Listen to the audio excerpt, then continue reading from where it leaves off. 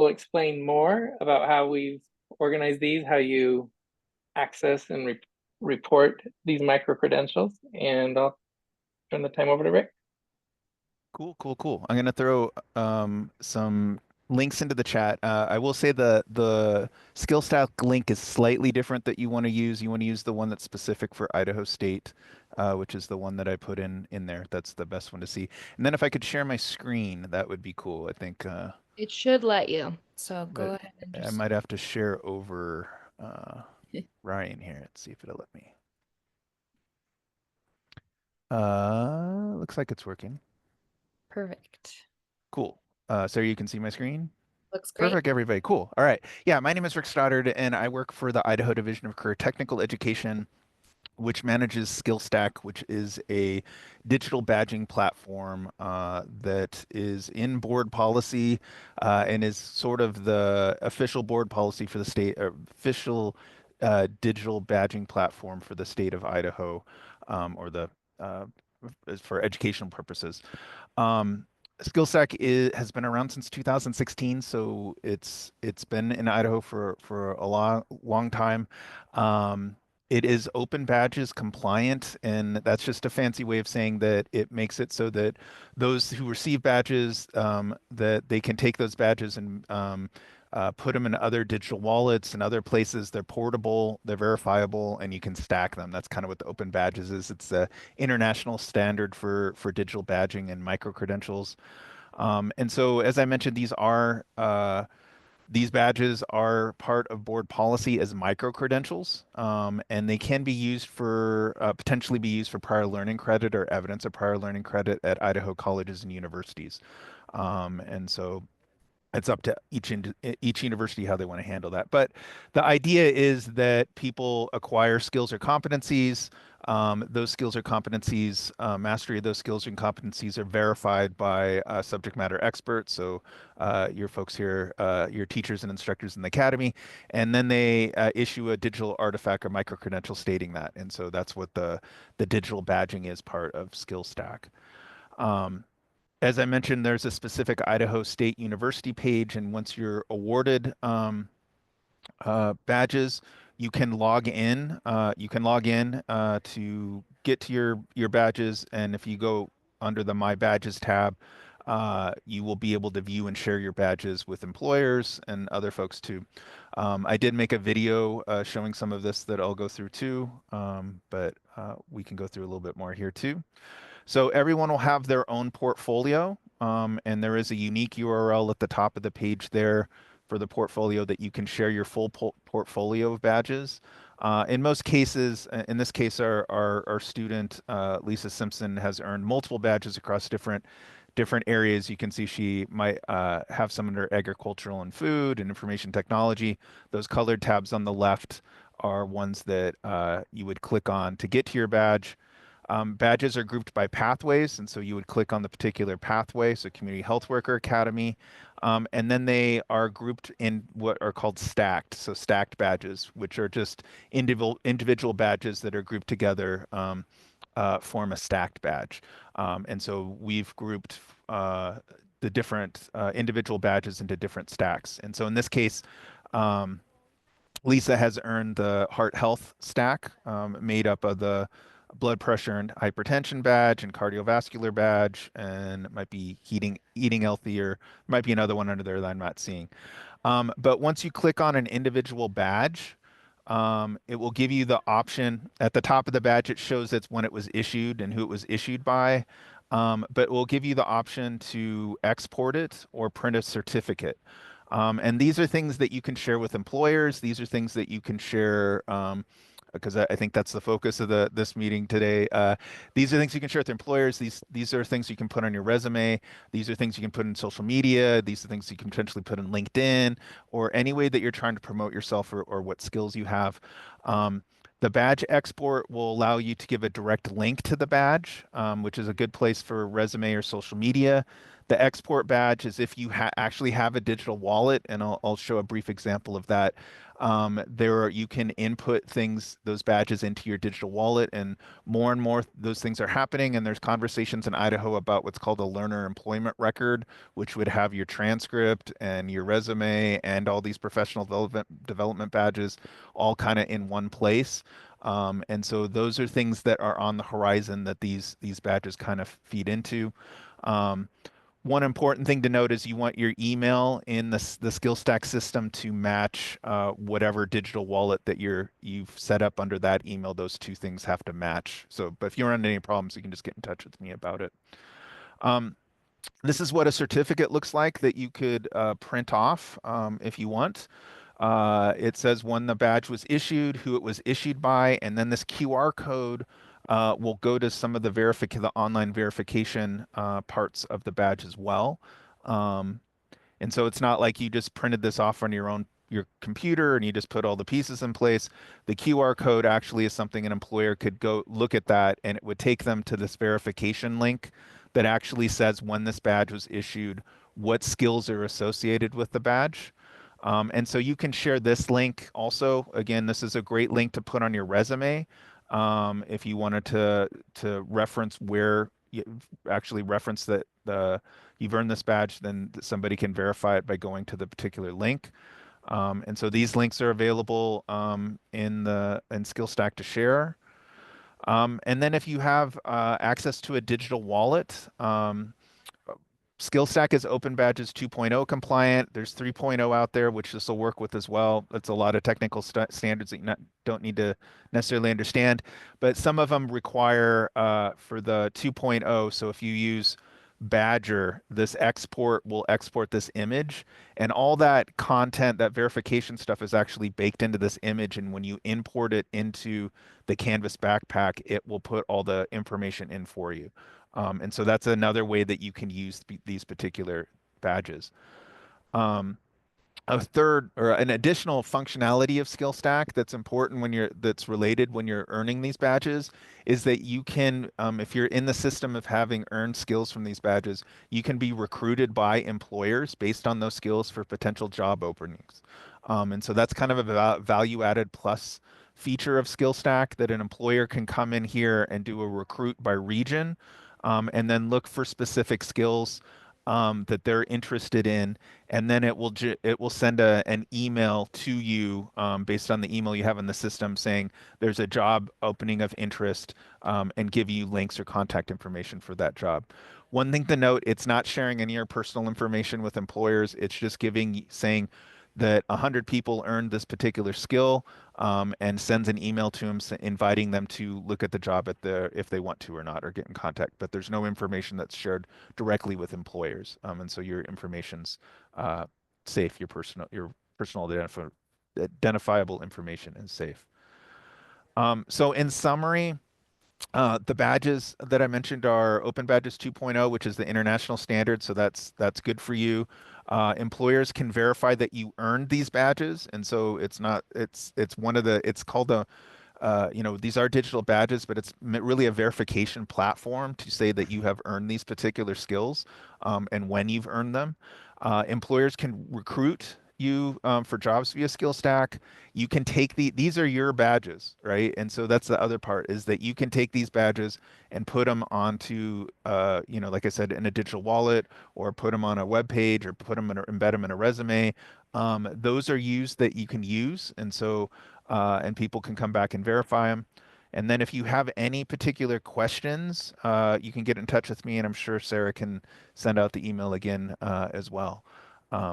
But that's what I had quickly to give. I don't want to take up all the time in case there's questions. I also can give another tour of SkillStack if it makes sense live, but I just wanted to run through that real quick. Is there more that you want me to say? Anything more, Sarah and Brian? Okay. That's perfect. I was talking fast, I know. 'Cause Yeah, I was you're trying to good. respect your time.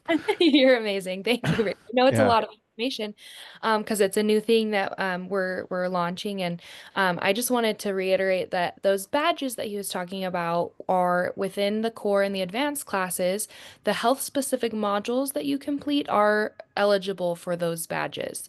So anybody that is taken core class that requires 5 of the modules, anyone that's taken the advanced class that requires an additional 5. So likely if you've been through a program, you have 10 modules done, you're likely going to already have 1 or 2 of those stacked badges available. So just an update, we'll have those badges all in the system within the next couple of weeks, and in our newsletter we'll put out when that will be available, so you can all go claim your badges, get those downloads, add them to your resume. And we have Rick as a resource through that process if you have any questions or concerns. But just sign up for our newsletter so that way we can, when those are live for you to claim. So with that, though, thank you so much, Rick. You can hang out if you want or Sure. hop off, whatever. But we are going to go straight into our panel. We have a lot to pack into the short time that we have together today. So let me just quickly make sure I've got my right screen up here.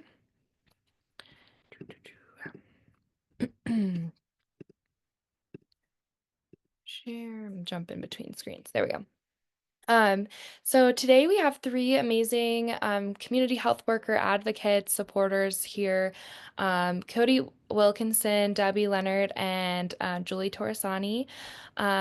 We have their introductions here, but because of time, I'm just going to let them go right into their little prepared statements. Maybe we'll just go in the order that they're listed here. Cody first, Debbie, and then Julie. And then we do have some prepared questions, but we would also love it if you are listening as you listen to their introductions, things that they say. If a question comes up, go ahead and put it in the chat for us, and we'll make sure that we answer all those questions, whatever we can get to today, and any after we can follow up with. So I'll turn the time over to Cody. All right, can you guys hear me? Yes. Sorry, I got kicked out for some reason, and I just got back just in time, but I missed the previous speaker. But my name is Cody Wilkinson. My title is Director of Population Health. I work for St. Mary's Health and Clearwater Valley Health up in North Idaho. So we're a 2-hospital system, 8 clinics throughout Clearwater, Lewis, and Idaho counties. So a really big region, and lots of people in a very big area. I think we're calculated at once at about 2.5 people per square mile. So really spread out. So we've found that community health workers have been very important to our work as far as getting out in the communities and reaching individuals. And I was asked to just speak on a couple things about what I look for when we're looking to hire new community health workers. And one of those is really a passion for solving problems. We don't necessarily want to hire somebody that knows all the answers. We want to hire somebody that has the resources, tools, and abilities to find all the answers. So really important that you're a problem solver. We also like people that like to learn, perpetual learners, always trying to get as much knowledge as they can. There's skills that we really look for, like motivational interviewing, those kinds of things that we really want our community health workers to be pros at. And some of it can be drier material. Some of it can be, less interesting to get through, but it's very important stuff. So the fact that you're able to, and want to, and have the desire to pick up those kinds of skills to better help your communities. Those are just a couple of the things that we look for as well. And then I also wrote down a knowledge of the communities in which you're going to serve. And so I think in our job description, we say 2 years of residing in the community in which you serve. And we also look for individuals who have worked with the community-based organizations. That's not a requirement, but that's always a plus when you have worked with individuals in the past that need extra assistance. Maybe you volunteer at a food bank or attend a senior center. Those are just kind of a few of the first things that came to mind when I was given this assignment by Sarah. So, all right. And with that, I'll pass it on to Debbie. Perfect.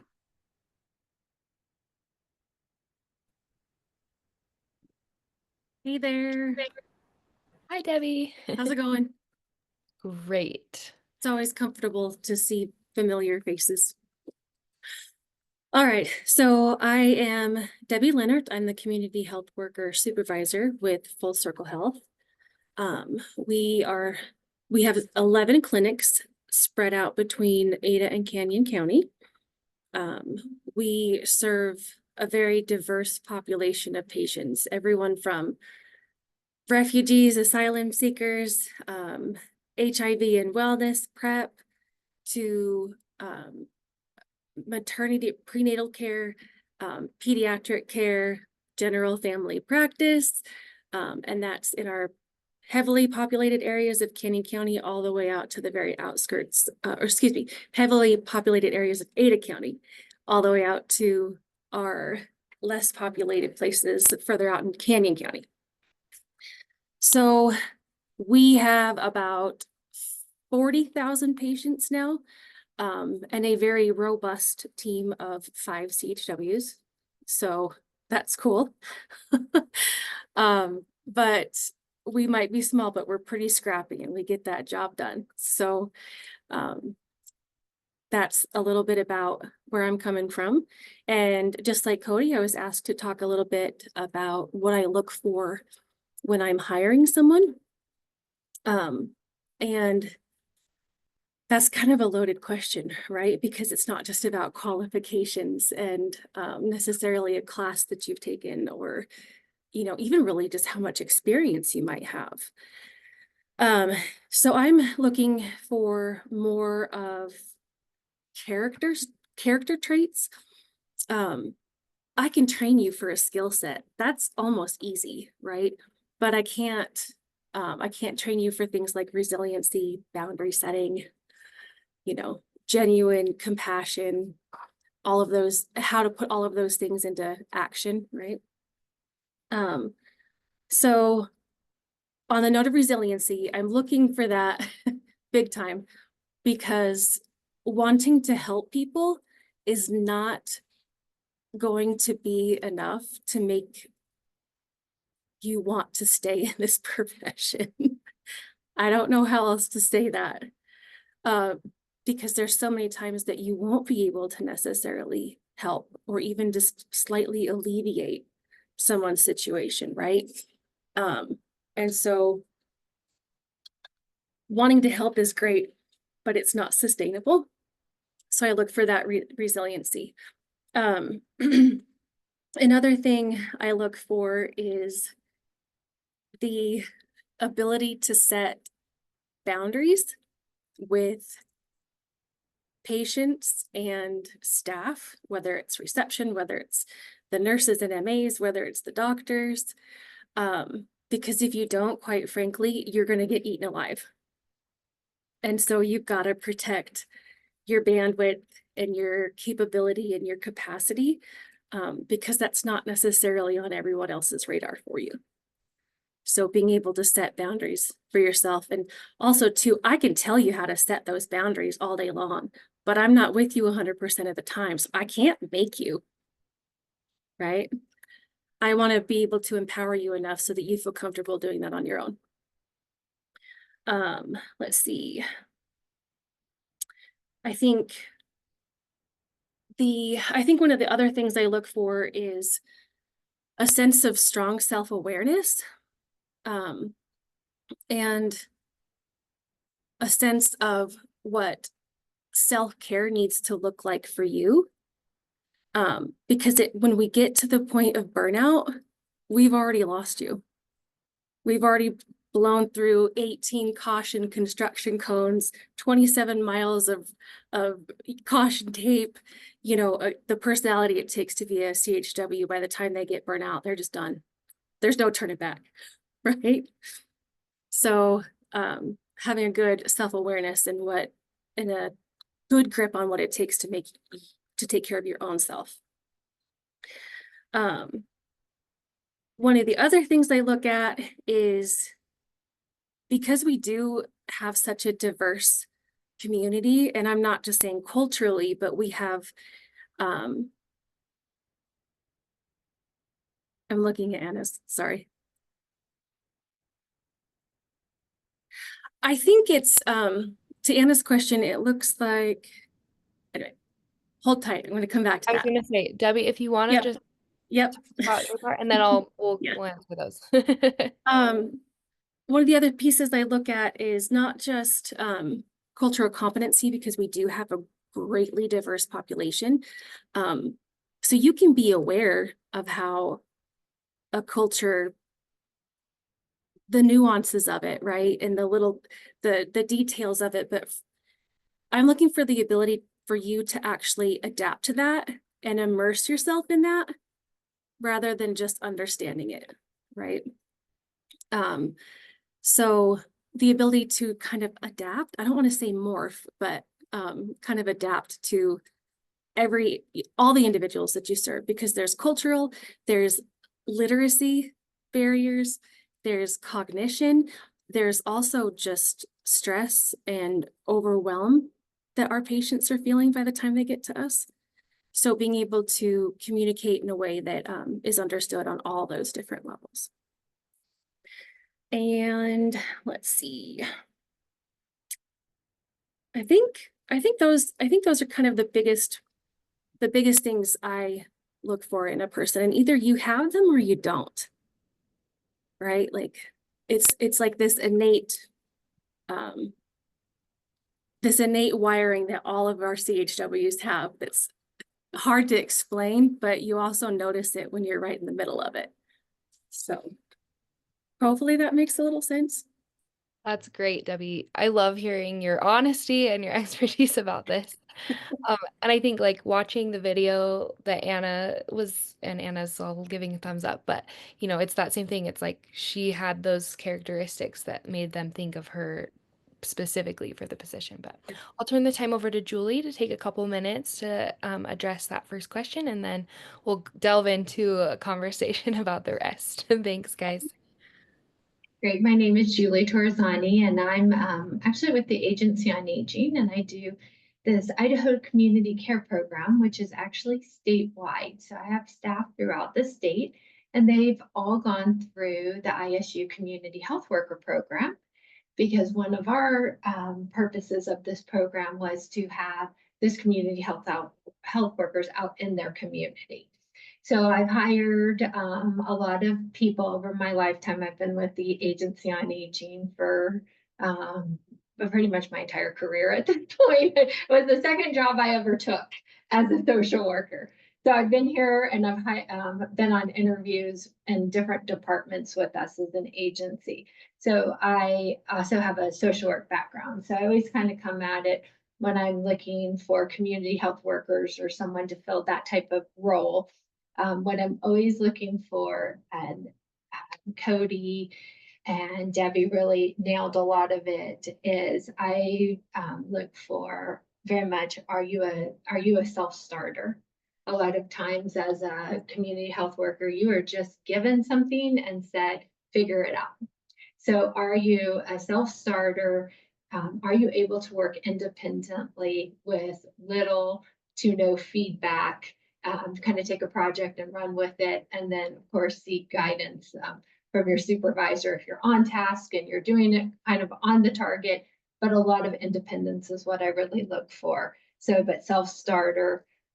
Going to what Cody said, I had written down that I always describe it as someone who's very curious, right? Very curious, always looking to learn, always wanting to gain more knowledge, always willing to do another training because they want the experience in that.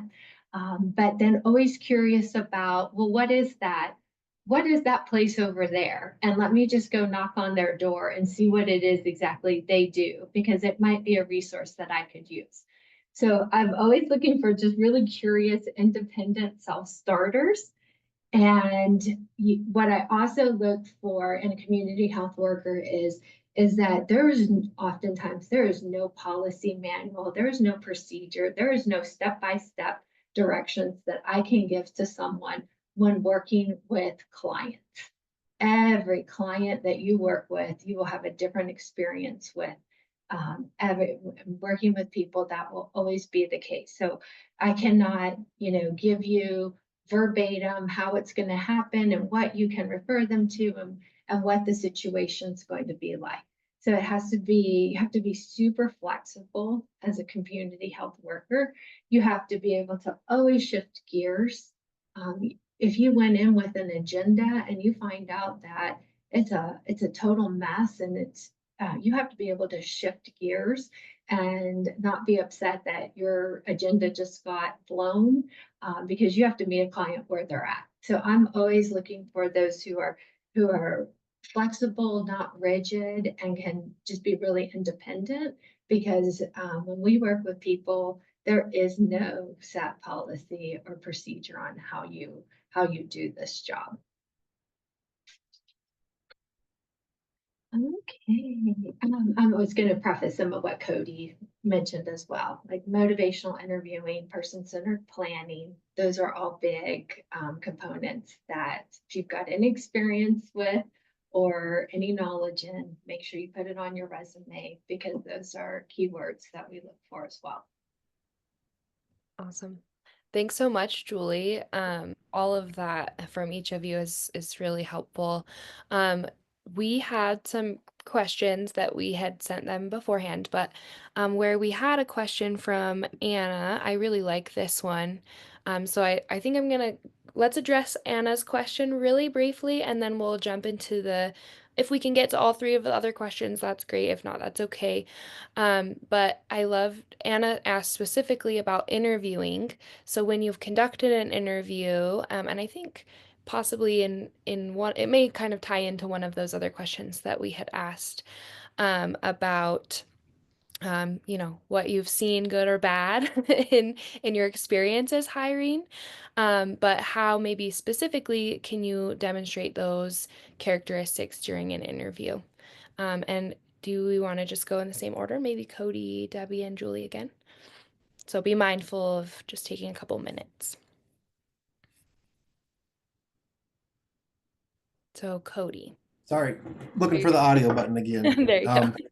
No, when I am a part of interviews, I always look for, I always try to listen to what they're saying, but I also try to read between the lines a little bit. So if somebody says, for instance, something, I'm eager to help people, so I'm gonna do this and this and this and this and this for them, when really what we want our role to be is to teach them how to do it so they can do it on their own the next time by themselves.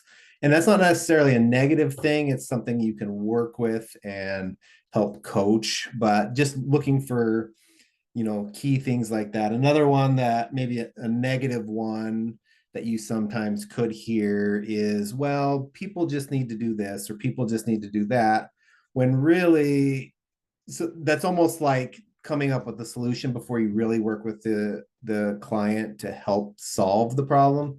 Because you really want to be, like Julie said, you want to be client-centered. So you really want to work with individuals to figure out what the problem is, and then you want to work with them to find solutions. So if you already think you know the answer to the solution, you're already off on the wrong foot. So just looking for just little key things like that. Yeah, in certain answers that, obviously you also want people that, applicants that do a lot of, not necessarily do a lot of, but are eager to learn more about the food banks and the different resources in the communities, and continue to progress their education and their skill sets as well. So definitely when I set up an interview, I definitely try to vet some of those different pieces out. Hey, Debbie. Any thought? Yes, ma'am. I'll try to condense it really quick. The things that show ability to me in an interview is, I think a big part of it is an open mind, because an open mind and someone's ability to redefine or examine what they consider to be successful for a patient.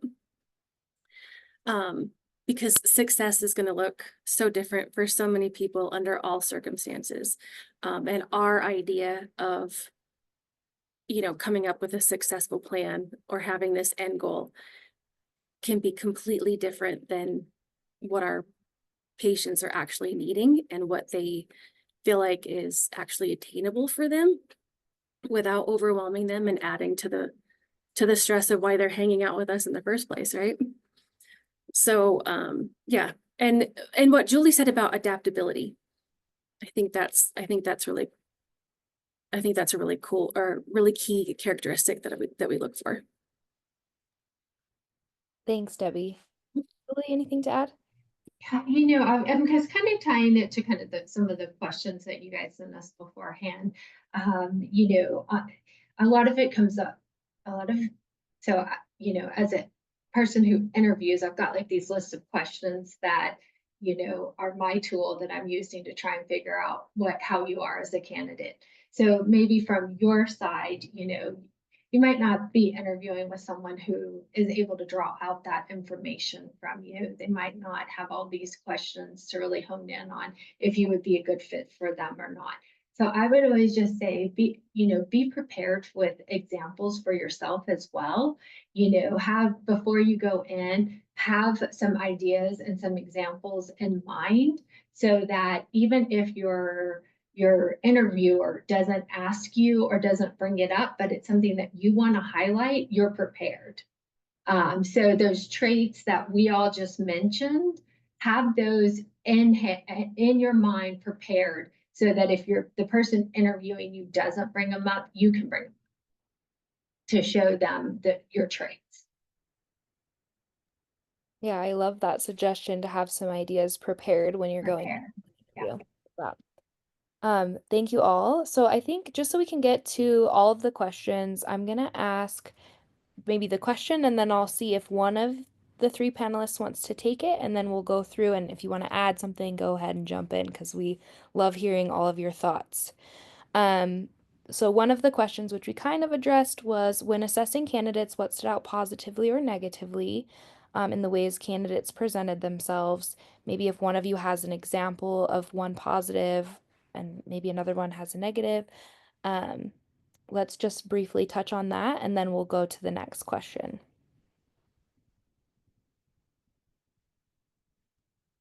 Anyone want to share? So I'll go negative. Yeah. Okay, come prepared and know which job you're interviewing for. There's been plenty of times I've sat and they don't even know what interview they're coming to or what the agency is or what really the job description is. So always be prepared. Check your website. If they have a website, check it beforehand. Prepare before your interview and know what job you're applying for.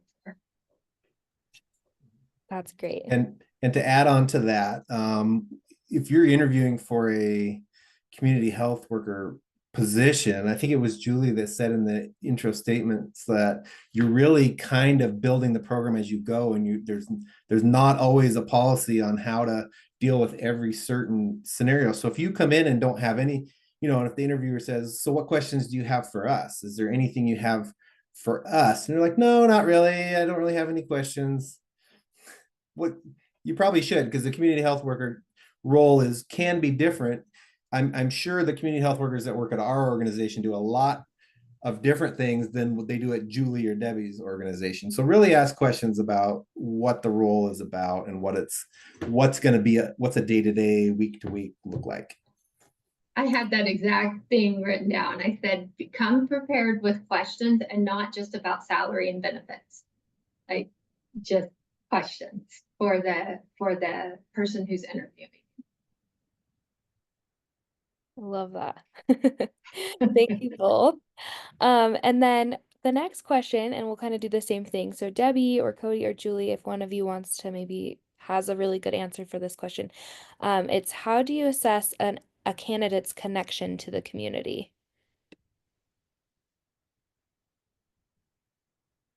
So I will throw out examples like, okay, if a client tells you that they are food insecure, what would you do? And, I'm looking for, I would contact this food bank and this food bank. So yeah, it gets tricky because I don't know, Cody. Sometimes the HR department told me legally I can't ask too many questions about where they live or whatnot. And so that's one kind of a way I can gauge what their community connection is by giving me an example of how you've helped someone locate resources. you're always going to get those scenario questions in an interview. I always ask them, if you come across a conflict in the workplace, how do you resolve it? You get a lot of those situational ones. So if you have experience, lived experience, or examples of how you work with community-based organizations, be prepared to talk about those. Because one of my first questions is, I usually explain the position and what I can about the position. Then I say, what do you want to tell us about you? And that just kind of leaves it open for them, individuals, to say whatever they want. So that would be a good time to really talk about those key things that could help in this kind of a position.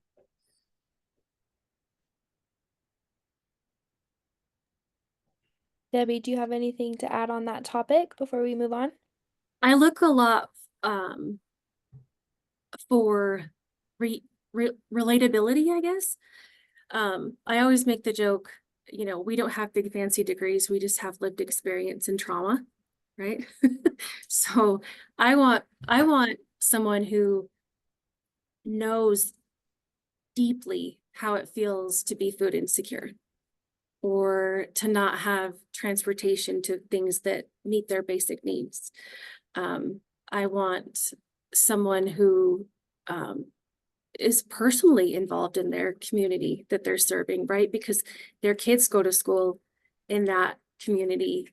They shop at the same grocery stores as your community, as your patients in the community, that they actually have a genuine investment into what that looks like. Yeah, so just relatability. I just want to jump in and say I love that point, all of those points, because there's a lot of debate nationally about this question, like how do you hire and know that they have trust in the community? They may have great ability to look up resources in the community, but it only goes so far if the people in the community don't trust the person that's relaying that message or those resources. Yeah, it's good. Good stuff. Okay, I'm going to move on to the next question so we can squeeze it all in, all this good information we're getting. When you are seeking a new community health worker hire, what channels do you use to seek candidates? Yeah, I'll go with that, and we can go in whatever order you want, or if one of you has something specific to share about that. So I will be the first to admit I am really spoiled when it comes to actually looking and seeking those candidates myself. We have a person in our HR department that knows very well what we're looking for, and they understand the job. And so they go through and kind of assess a lot of the applications, resumes. They'll also they go and do the first initial phone visit, like a phone interview. And then those kind of get filtered back down to me. So it makes my job a lot easier in that regard. I'm going to go see if we have a referral coordinator like Anna. That's what I'm going to do. No, we treat community health worker just like any position here at the organization, and we post it and advertise on all of our social medias and websites and different things as far as we go that way. We just treat it like a regular position. If anybody has any secrets, I will gladly take notes on how to recruit, especially community health workers, nurses, all of the above. Yeah, and I think that was one question in the chat about recruiting. So normal channels, Indeed, Department of Labor. I'm always looking, so word of mouth, referrals. Hey, do you know someone who's, looking for a position from the team that I already have? So those are usually the, normal channels. And I think later on, are we still going through a resume? Are we going to go through? Okay, great. Yes, we will. Oh, yes, that was it. Okay, I can't find it now in the chat, but it was something about how you recruit.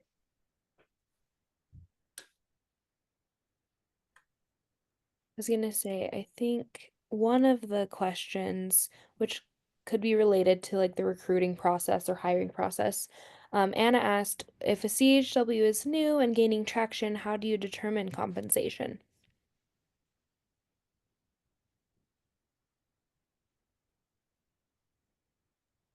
We have this sort of like a tier system, right?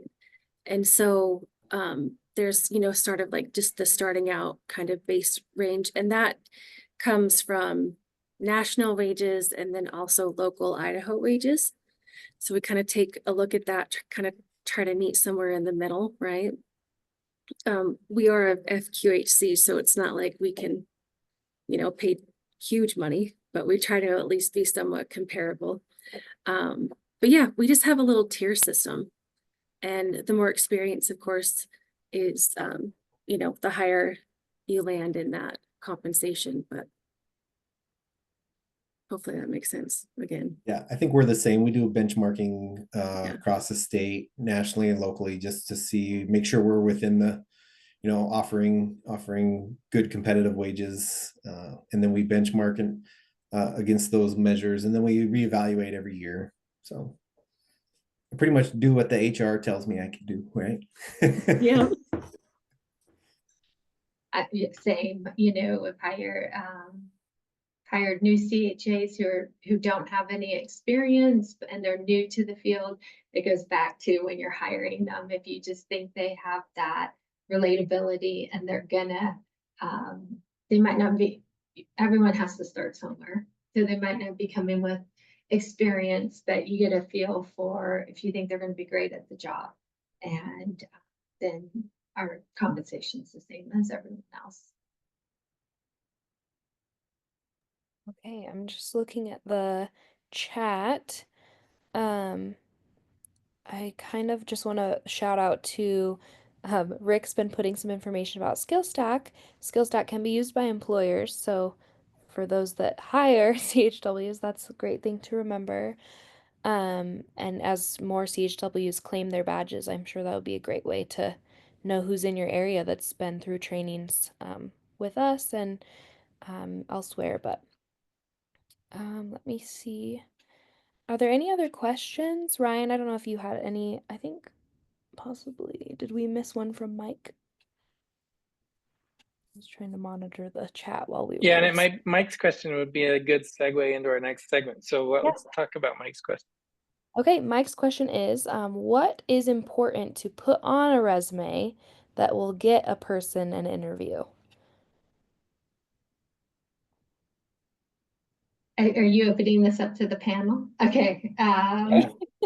So my first thing that I wrote down on this was do not use abbreviations. I do not know what these abbreviations mean when you send me your resume. You've lost me. So write it out. Community health worker. If you've got something else, write it out for me. Abbreviations are just, they can, who knows what they mean to someone. So abbreviations, gear your resume to the position you're applying for. Usually a job posting or job description, you've got what they're looking for. You know, they might give you 3, 5, 10 different things that included in the job. If you see that they want you to be a group facilitator or support group, so like that's one on mine. You have to facilitate groups. Any experience that you have, you know, gear your resume to show that group experience. So gear your resume to the position that you're applying for is what I had down on that. And my last recommendation on the resume is have people proofread it. You know, if just swallow an ego or any kind of vanity that you have. Every author has an editor. So have multiple people check it for any kind of spelling errors, grammar, or formatting issues. I get in a lot of resumes, and when they have spelling errors, I'm like, okay, well, documentation is a huge thing in this field. So if you're having spelling errors on your resume, then makes me think you're going to have spelling errors in your documentation.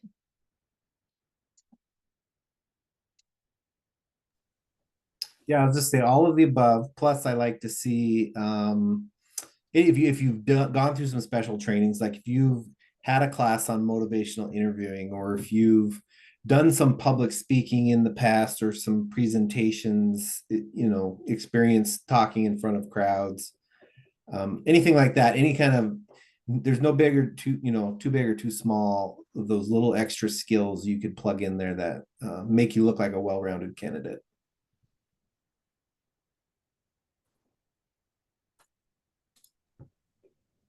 Thanks, Cody. Debbie, do you have anything to add about what is important to have on the resume to get an interview? All of the above, of course, but another great thing is have your references mapped out already. I don't want to have to go through the whole point of like I mean, I can and I will, but I really like it when I don't have to ask you for references. You've already thought about that and you're already willing to offer it. Spelling, like Julie said, spelling, formatting, things like that. Let's see. Abbreviations. Yeah, all of the above. And references, please. I love it. And lucky us, we're going to be going through some examples of hopefully what these three would consider a good resume. We know that Jenny is who's been willing to help us provide her resume, and we've adjusted things, added kind of examples of how to demonstrate some of the things that we've heard about today with these three, sharing what they look for. So, thank you, Julie, Cody, and Debbie. Please hang out, and if you can, listen in on the resume portion, because I'm sure you'll have insights too on that. If you're available, we'd love to have you stick around. And I think we had lots of really great nuggets of information through that. So thank you for your preparation and participation with that. And those that ask questions too. I'm going to turn the time to Ryan. I'll be pulling up the documents really quick. Ryan, if you want to just introduce what we're going to do while I get those pulled up. And do you have a preference which one I pull up first? Let's go with the resume. Full We one. were just there. Yeah. So we created a one-page resume and then a resume that's a little bit longer. And so you may want a one-page resume if you just want something like maybe you're wanting to pop in and just hand somebody something quick, something that's not overwhelming, long, not your full employment history. So we have an example of a one-page resume and then a longer one. And I want to pause and give kudos to Jenny Rodriguez for letting us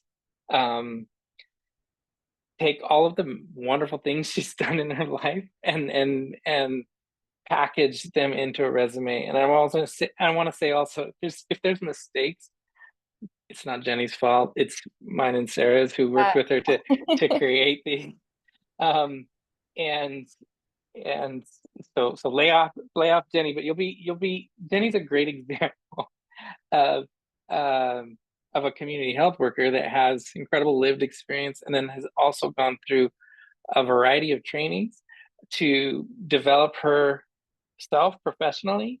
And so we wanted to give examples to how to list things like the ISU courses and health specific modules, the apprenticeship.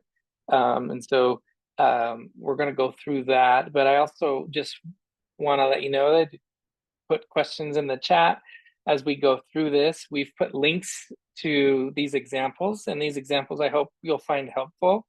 And I really do hope that you'll dust off your resume and make sure that it's up to date with your ISU trainings and other things that you've been working on in your employment. So I need to make this screen a little bit bigger. So we have some commentary here, annotations along, in these documents. So this one-page example it's been said already by panelists, but make sure that you're tailoring your resume to the position you're going for. So if you're going to be going for a community health worker position, you know, at Terry Riley, for example, know that they don't call themselves, they don't call them community health workers, they call them patient navigators. And so that's going to be in the job description, in the job announcement. So you're going to want to tailor that, you know, to whatever you're applying for. You're going to want the contact information up front, easy for someone to call you and offer you an interview or follow up with the personal email. Just want to put out there that over the years, I've seen some wild personal emails. So you want to use something that's benign and professional, not something like lazybum47 or morning mojitos at hotmail.com. Those don't necessarily convey your put your best A game for a first impression. I like a little professional summary. We, on this one-page summary, had to omit some really important experience from Jenny's work history, but we tried to pick things that were the most relevant, just so that somebody could quickly see positions that were really important to work that community health workers do. You can see that in the certifications and education section, we have an example of how you could list the apprenticeship and the courses in a very succinct, condensed way. The skill stack, you could list the number of stacked badges and individual modules. And in a more full resume, as Rick showed us, you know, you could have something a lot more detailed, even with links, so that people could go in and verify completion of those.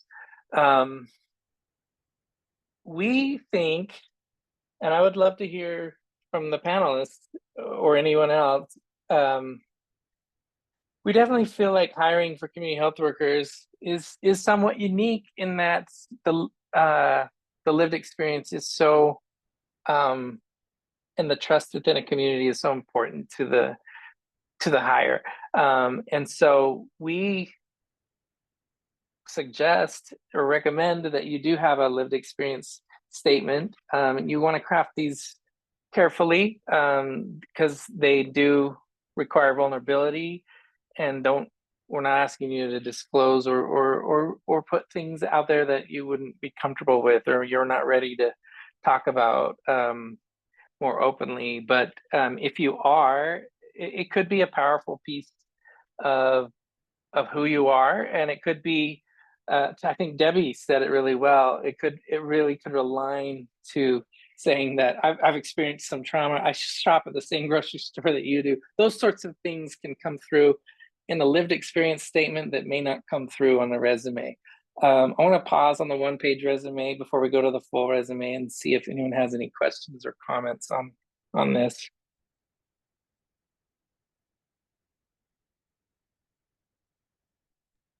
I just wanted to mention, it is in the annotation in the middle there, like the use of a one-page resume is kind of meant to be like the casual elevator speech of a resume. So, you know, it's something that you can use when networking. If you're, you know, making connections, maybe you're not quite applying for the job yet. This is a great tool to have to at a glance, like this is who I am and what I do.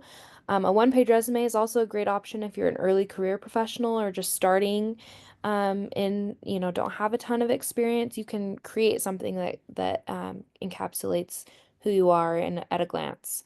But in most cases, you'll want to submit a full resume to an employer that you're potentially hoping to be hired by. So just something to think about.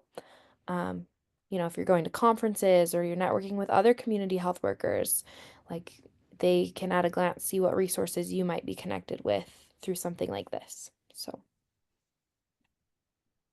okay. Do you want me to go on to the next one, Ryan? Yeah, let's go to the full resume. again, some larger companies, might use some sort of AI reader that's looking for specific keywords in a resume. And so, to Julie's point, make sure that your resume is tailored to the job description. And if the job description mentions how important motivational interviewing is, or group facilitation, you're gonna want to make sure that if you did that in one of these jobs, that it's a bullet point, that those words are there just the same way they are in the job description. In the more in the fuller resume, I want to say that you might think that a position isn't relevant to the experience, and you might be tempted to omit it. There's a couple of reasons I think you shouldn't do that. I think sometimes you sell yourself short, and those experiences are helpful. I also think that then that can create gaps in your resume that might create questions for a potential employer that sees gaps in your work history. So Jenny worked for a time at Weezer Classic Candy, which, if you've never stopped at Weezer Classic Candy when you're going through Weezer, you've got to stop. It's fantastic chocolate and other candies, but I digress in the afternoon. But anyway, to me, I see that, and I think there's customer service skills there that could be valuable. So wanted to point that out. Keep going. I wanted to make a note about education, and just, legally people can't discriminate based on age, but if you put a graduation date next to your high school date, I just want to say that you have to be judicious in whether or not you want to put that. Just know that could disclose your age. And so I just want to be cognizant of that. Certification and training. We wanted to provide examples of how we would list these. And now that I've seen Rick's presentation, I think we have some more work to do in how we would do the micro credentials, which is actually the next section. So I'm going to head at myself. But I like seeing the number of hours, because if you just say a course, some courses take 3 hours to complete, and some are like a full semester long. So I like to be more detailed here. And so that's where, with the community health worker courses, we put a number of hours or the number of contact hours there. And we listed the practicum advanced course out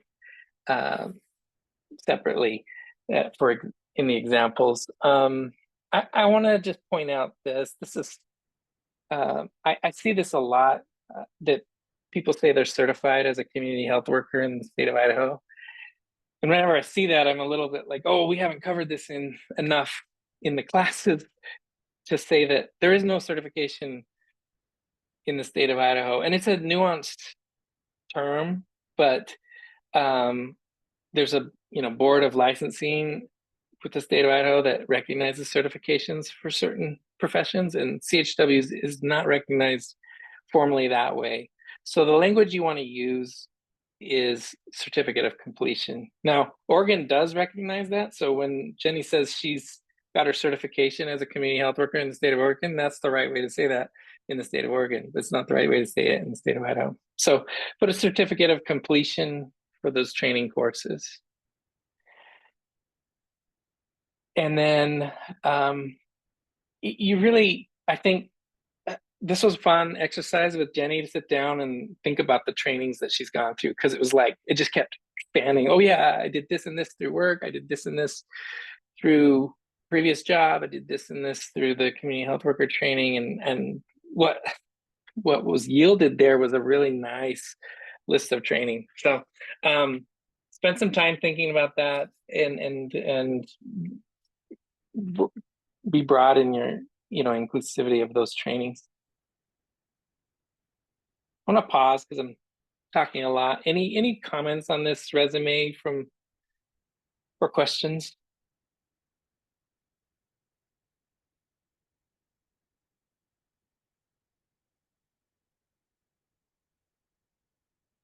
All right. Keep going then. Sarah, down the micro-credential part, I think is the next. Oh, it's leadership. Yeah, make sure that if you've done stuff with the Community Health Worker Association, that you put that shows you're engaged with your fellow community health workers and its own community. And then listing out specific skills, and I'm glad Julie, you said what you said about acronyms here, because we had to spell out HIPAA and EHR, and we tried to spell all those out. But when you're thinking about skills that you have as a community health worker, you know, you can start with the 10 competency areas that the practicum or apprenticeship focus in on to give you some ideas of some of the skills you could list here, but know that there's, you know, that there's skills beyond what would be like being able to speak Spanish or case, you know, skills that not every CHW are going to have. Maybe some don't deal with electronic health records, for example. And then in the micro credentials, what we did was list essentially the stacked badges, and I said in the comments that that Jenny is a great poster child for this, because she's actually taken every single one of our health specific modules, all 30, maybe 32, 33 of them. So great job, Jenny. So now you have an example of, you know, if you've taken these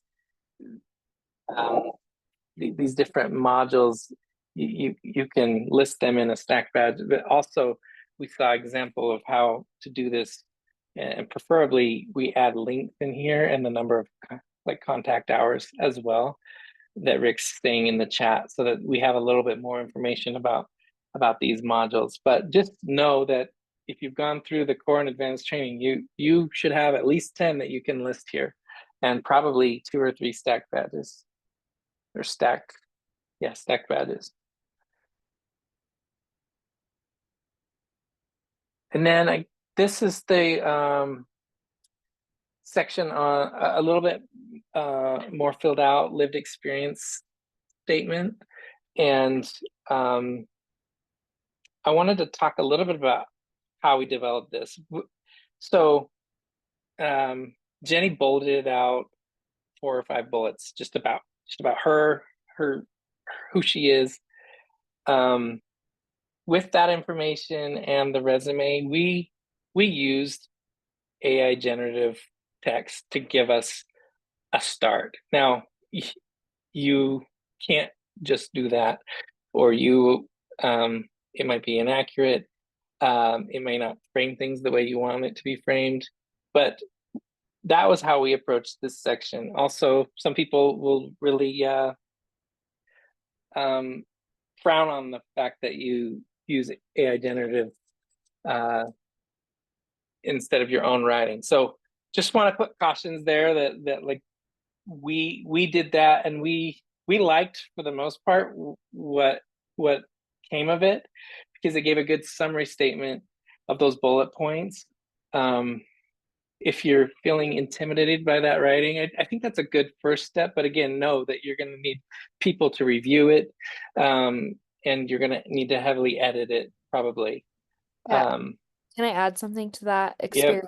Yep. Just where we were both really hands-on with the process. Yeah, making bullet points. Like if you're like, okay, I know these are things that are about like true about me and things that I want to convey to someone that may hire me through this lived experience statement, but you aren't sure exactly how to articulate it tactfully. That's where we really felt like the ChatGPT can help kind of like farm those words, I guess. And then from there, it's very, very important that you go through then and add your voice, change words that you would never have used on your own, make it sound human, make it sound like you. But it was a great shell to start, to be able to articulate those thoughts and feelings that Jenny had about her lived experience, without it having to, be something we mulled over for hours and hours and hours with her. But I do have to say, ChatGPT, AI generators, those are not perfect.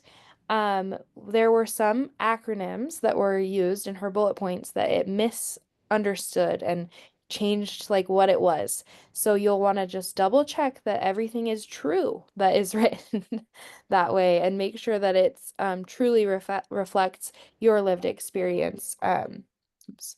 Sorry, I had an alarm for 3:20, so we would be done with this part of it. But it's great. It was a cool experience, and I really think if you read this, like it's very impactful, Jenny's experience. And obviously, not everyone has this level of lived experience. Some of us have different, but I always say a statement, it's no one can be you better. And that is true of this lived experience. No one can have the experiences that you have. So there's ways that you can highlight those things that are personal to you, or, maybe it's that you're from a military family, you grew up in a military family, you have a special needs sibling, like maybe it's a connection to a community that's unique in Idaho. Things like that all can play a part in that lived experience statement. So, sorry, turn the time back over to Ryan. Yeah, Rick's question is, do you put that in the cover letter? It could go in the cover letter instead of the resume. Some may prefer that. So we do have an example of a cover letter. I don't think we have time to go through it right now. All I want to say about cover letters is they are your opportunity to, again, align yourself with the job description, just because your resume says what your experience is and what you've done, but your cover letter is an opportunity to say how you'll use all that to be good in the job and fulfill the key roles of that position. And then it's also a great opportunity to explain if you've changed jobs a lot, maybe there's a really valid reason why that is, and you want to explain that. That's hard to do in a resume. You want to do that in the cover letter. If you were unemployed for a long time, it might be that you were raising kids, and that's really relevant to the position too. But you want to say that in the cover letter. So that's all I'll say about that. And again, just want to thank Jenny. As we kept going through this, I was like, wow, if I had a CHW position open right now, I would be hiring Jenny. This is a stellar resume and lived experience, and so thank you for allowing us to look at that and make comments about that progression of your career, Jenny. Yeah. So, and how that's framed. So you're welcome. Anyway, thank you. Any other final thoughts on this, Sarah, panelists? Okay. I echo what Ryan said. Where was Jenny when I was hiring a couple months ago? She was working at Weiser. I'm here in Weiser and I'm not going anywhere, but thank you for that. I'm like 3 blocks from work. I'm good. She is in the community, she serves. Say, welcome back, everyone. In our last minute together, Ryan just dropped our evaluation into the chat. So if you can take a couple of minutes and just fill that out for us, we appreciate it. The link's in the chat, or you can use the QR code to scan it. And I know we're at our time, but Ryan, we forgot to mention, we would love it if you need any kind of resume review or help. If you want us to sit with you and like look over what you have and help you build something, update it, help you, maybe prepare for an interview or something of that sort, we're happy to be contact. So reach out to either me or Ryan. And I see Mike is saying also him, or he just has something to say. No, I just want to conclude, and I was saying this at the end of our breakout session, was community health workers have a lot of great stories. because you have a lot of great experiences that are out there. And if you're a brand new community health worker, I would encourage you to go through the apprenticeship so you can get some of those experiences. But you've got a lot of good stories to relate because you've got those experiences. But practicing that storytelling takes a little bit of practice. And so going through and understanding what are some typical questions that get asked during an interview and being able to relate those great things, those great experiences by telling your story, right? Whether or not that story is something that has to do with food insecurity or has something to do with connecting a patient to transportation. Those are great stories that you have lived through, that lived experience. You have lived through those, practicing how those things relate to what you do and why you are the great candidate that you want this interviewer to choose, right? And so being able to relate those stories takes a little bit of practice. And so I would encourage you to go through some of those major questions that get answered and then be able to flex with your story based off of the way that they ask the question. So I know that you guys have some of those great stories, so I just wanted to leave you with that. So Yes, mic drop. No pun intended. Thank you all for joining us today. We'll post the recording on YouTube for those of you that couldn't make it today, or if you have coworkers that would love to hear a little bit more about what we did. But see you all next time.